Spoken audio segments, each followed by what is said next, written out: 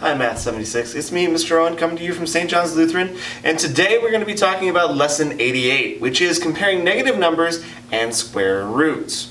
Now, when you start comparing negative numbers, what's really going to help you is if you start thinking about negative numbers as if they were on a number line. Because as soon as you start putting negative numbers on a number line, it gets very, very easy to compare them.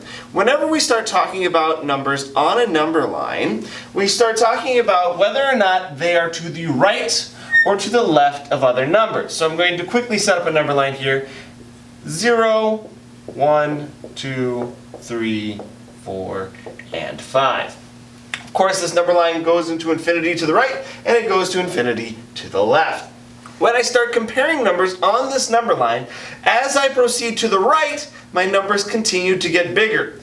That's very easily seen. 2 is bigger than 1.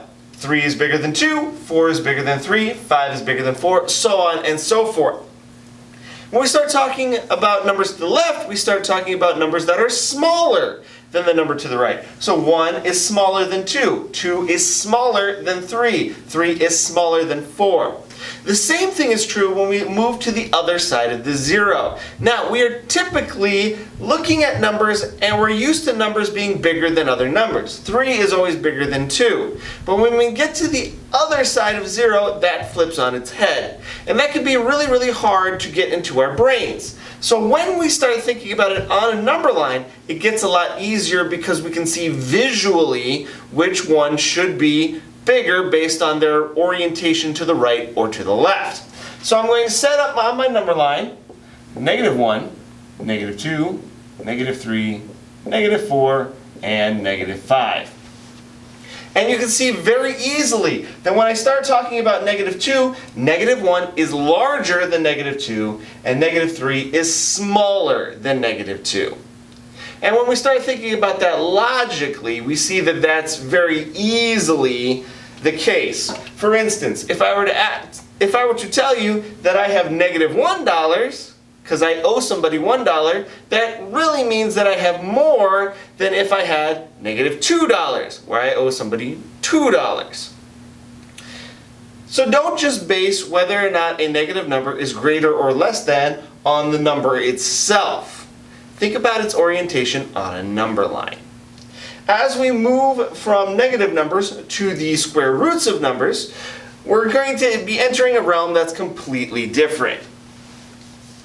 When we start talking about the square roots of numbers, we're talking about numbers that can be pulled apart. When we talk about the square of a number, it's a number multiplied times itself that equals another number. For instance, 4 squared is 4 times 4, which is 16. The square root is the exact opposite.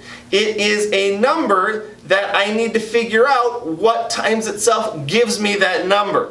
For instance, the square root of 81. If I have the square root of 81, I need to figure out what number times itself gives me 81. And in this particular case, if you develop a squared multiplication chart, that might assist you in figuring out what the square root actually is. So here, if I'm trying to find the square root of 81, if I do 1 squared, that equals 1. 2 squared, that equals 4. 3 squared, that equals 9. 4 squared, that equals 16. 5 squared equals 25. 6 squared equals 36.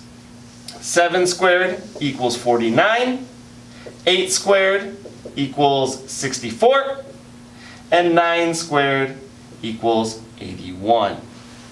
So as I take a look at all of my numbers going through here, I ask myself, the square root of 81, what number times itself gives me 81? Well, you see here I have 9 times 9. So what is the square root of 81? The square root of 81 is 9. Now notice it is not 9 squared. Because keep in mind, the square root is asking me what number squared equals 81. What number times itself equals 81? We just need the number. We don't need to square it. We don't need to multiply it times anything. This is my answer. If you have any questions about that, hit me up on your email, throw it down in the comments below, ask me in person. I'm Mr. Owen, and I'm coming to you from St. John's Lutheran. Good luck on your assignment.